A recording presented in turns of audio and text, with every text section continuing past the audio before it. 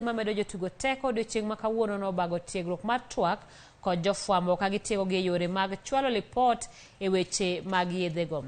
Duolno kokadho kuom jatatije mare maduong' Sara Shibutse oyango ne jofwambo gin siro maduong' e kedo kod tiyo gi yedhego ka gindiko yango kendo golo lipode e wi yedhego moserocho weche tuke kod jotugo mathoth.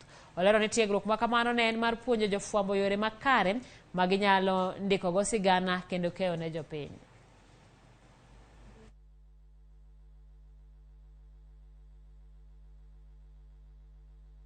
We have called the media for this workshop because we understand the role that the media play in the fight against doping in sport. We know that we want our athletes to run clean, and it's the clean athletes that we are protecting.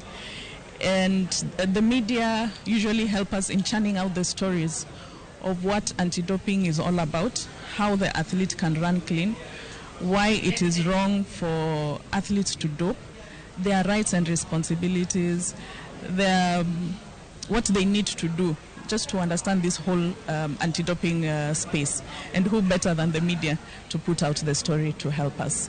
And so one of the reasons why this meeting is quite important, this workshop, is so that we can help the media get their stories right.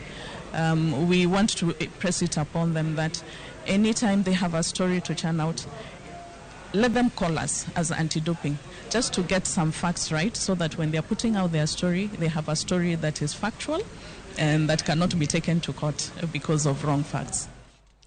Manako dong dala machuok to tuge mag sikunde sekondar tam mar ariyo chakore tim mar adhula skund sekondar ma Itigo High School ma wuok e kaunti ma Nandi oseketo kuok mar